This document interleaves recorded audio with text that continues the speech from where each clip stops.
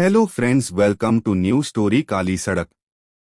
शहर से लगभग 30 किलोमीटर दूर एक पुरानी सड़क थी जिसे लोग काली सड़क कहते थे। कहते हैं वहां रात के समय कोई नहीं जाता। वजह? वहां अक्सर किसी लड़की के रोने की आवाज आती थी। एक बार अमित नाम का एक लड़का, जो भूत प्रेत पर यकीन नहीं करता था, अपनी बाइक से उसी सड़क से गुजरने का फैसला करता है। रात के 12 बजे वह वहां पहुंचा। चारों तरफ सन्नाटा था। पेड़ों की शाखाएं हवा में डरावनी आवाजें कर रही थीं। जैसे ही वह आधे रास्ते पर पहुंचा, उसकी बाइक अचानक बंद हो गई। उसने कई बार स्टार्ट करने की कोशिश की, लेकिन कुछ नहीं हुआ। उसी समय उसे एक लड़की की सिसकने की आवाज सुनाई दी। उसने पीछे मुड़कर देखा। एक सफेद साड़ी पहन। फ्रेंड्स, वेलकम टू पार्ट 2, काली सड़क। अमित को उस रात बेहोश अवस्था में गांव वाले अस्पताल ले गए। डॉक्टरों ने कहा कि वह किसी गहरे सदमे में है, मानसिक आघात। वह अब तक कुछ नहीं बोल पाया था। दिन बीते, महीने गुजर गए। लेकिन एक रात, 3 महीने बाद, अमित अचानक चीखते हुए जागा। वो वापस आ रही है। उसके परिवार वाले घबरा गए। लेकिन पहली बार अमित ने खुद कुछ कहा था। वह बस इतना ही दोहराता रहा, वो वापस आ रही है, मुझे लेने। अगले दिन गांव में एक अजीब खबर फैल गई। काली सड़क पर फिर से किसी लड़की के रोने की आवाज आई थी। लेकिन इस बार आवाज के साथ किसी आदमी के चिल्लाने की आवाज भी सुनाई दी। गांव के कुछ लड़के, जो खुद को बहुत बहादुर मानते थे, उस रात सड़क पर गए। आधी रात को उन्होंने देखा, अमित वही खड़ा था, उसी जगह जहां उसे पहले पाया गया था। लेकिन कुछ अजीब था। अमित के पैर जमीन से कुछ इंच ऊपर थे और उसका चेहरा सफेद, बिल्कुल मृत जैसा। लड़कों ने जैसे ही पीछे मुड़ने की कोशिश की, एक तेज हवा चली और उस हवा में वही लड़की दिखाई दी, सफेद साड़ी में, हवा में तैरती हुई।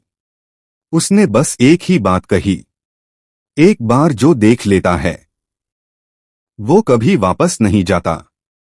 अगली सुबह उन लड़कों में से 2 मानसिक अस्पताल में थे और अमित, वो कभी नहीं मिला। लेकिन गांव वाले कहते हैं कि अब काली सड़क पर सिर्फ रोने की आवाज नहीं आती। अब वहां कोई लड़का भी हर रात हंसता है। वो अमित ही है। नेक्स्ट चैप्टर 3, काली सड़क। गांव में अब डर एक आदत बन चुका था। हर रात काली सड़क पर वही रुलाई, वही ठहाके, जैसे कोई 2 दुनियाओं के बीच फंसा हो। कोई कहता वो अमित है, कोई कहता वो अब इंसान नहीं रहा।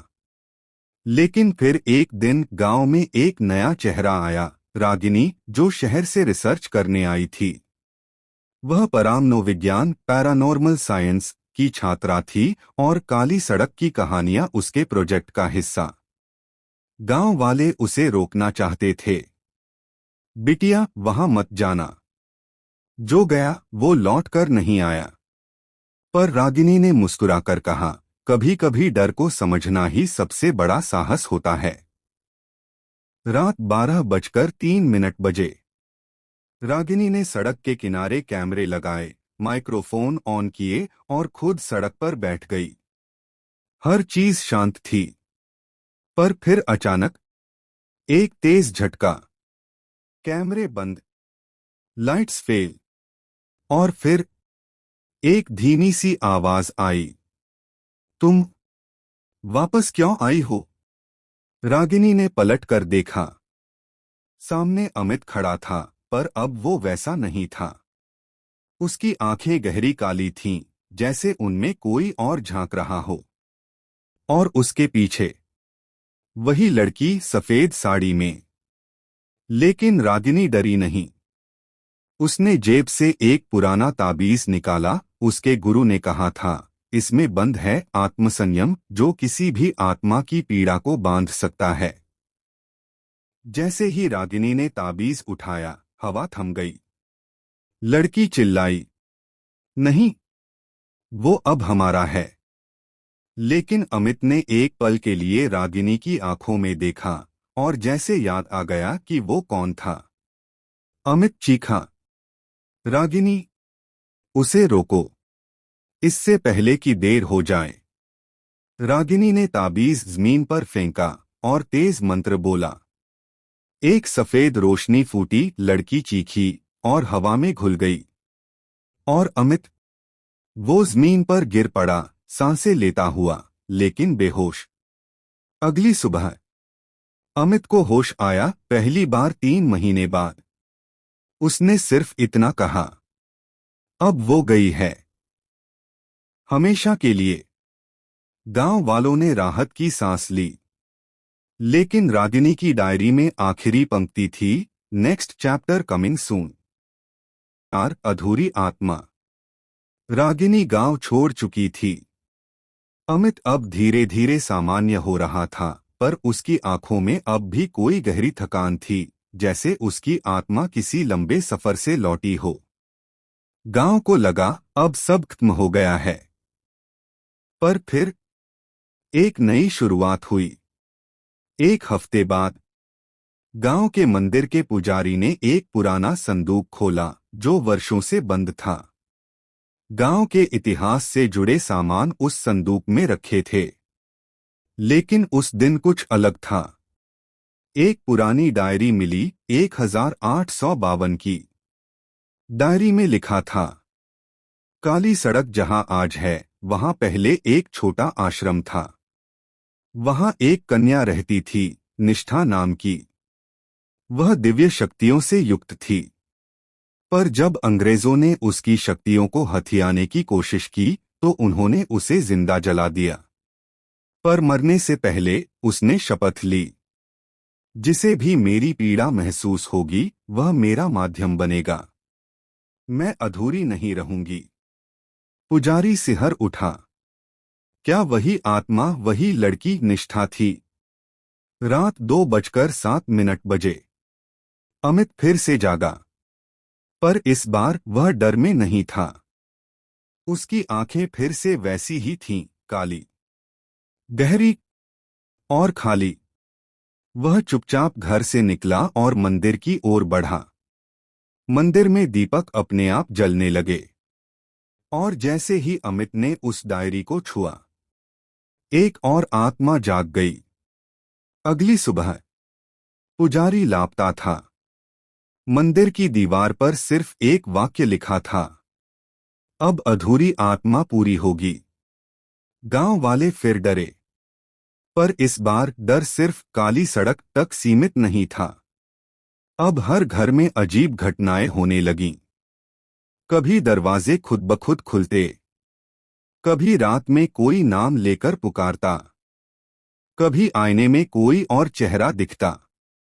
रागिनी को खबर मिली, अमित फिर से बदल गया है। लेकिन अब वो अकेला नहीं है। उसने अपनी नोटबुक बंद की, ट्रेन का टिकट लिया और बुदबुदाई, निष्ठा, तुम्हें अधूरी नहीं रहने दूंगी, लेकिन तुम्हारा माध्यम मैं बनूंगी। अब कहानी पूरी होगी। Next chapter coming soon. हम टू काली सड़क भाग 5। रागिनी गांव लौटी। इस बार वह अकेली नहीं थी, उसके साथ था उसका गुरु आचार्य वेद प्रकाश, जिनके बारे में कहा जाता था कि वे आत्माओं से संवाद कर सकते हैं। उन्होंने गांव में पैर रखते ही आंखें बंद की और कहा, यहां अब सिर्फ एक आत्मा नहीं है, यहां एक पूरी श्रृंखला जाग चुकी है। निष्ठा केवल एक प्रारंभ थी। रात 1:33 बजे रागिनी और आचार्य वेद प्रकाश गांव के मंदिर पहुंचे। वही जगह जहां अमित ने अंतिम बार डायरी को छुआ था। मंदिर का दरवाजा टूटा हुआ था। अंदर एक चक्र बना हुआ था, भस्म से बना यंत्र, जिसके केंद्र में बैठा था अमित। उसकी आंखें अब बिल्कुल काली थीं। होंठ हिल रहे थे, पर आवाज किसी और की थी। माध्यम आ गया है। जैसे ही रागिनी ने अमित की ओर कदम बढ़ाया, जमीन कांपने लगी। मंदिर की दीवारें फूटने लगीं। और फिर वही लड़की प्रकट हुई, पर इस बार वह अकेली नहीं थी। उसके पीछे दर्जनों चेहरे, पुरुष, स्त्रियां, बच्चे, सब अधूरी आत्माएं। उनके मुंह खुले थे, जैसे कुछ कहने को, पर आवाज नहीं निकलती थी। निष्ठा बोली, हर आत्मा जिसे दुनिया ने भुला दिया, अब उसी की आवाज बनेगी यह माध्यम। रागिनी कांपी। लेकिन तभी आचार्य वेद प्रकाश ने एक त्रिशूल निकाला। उस पर एक विशेष मंत्र उकेरा गया था, स्मृति संस्कार बंधन मोचन मंत्र। उन्होंने मंत्र उच्चारित किया और त्रिशूल को यंत्र के केंद्र में गाड़ दिया। एक जोरदार प्रकाश हुआ, हवा बवंडर बन गई। आत्माएं चिल्लाईं। निष्ठा चीखी, मैं अधूरी नहीं हूं, ये सब मेरी तरह पीड़ित हैं। लेकिन रागिनी ने अपनी हथेली चीरकर खून त्रिशूल पर टपकाया। अब तुम सब मुक्त हो और मुझे माध्यम बनाना है तो लो, मैं तैयार हूं। अगली सुबह मंदिर शांत था। अमित बेहोश पड़ा था, पर जिंदा। आचार्य वेद प्रकाश को गहरी चोट लगी थी, पर वो मुस्कुरा रहे थे।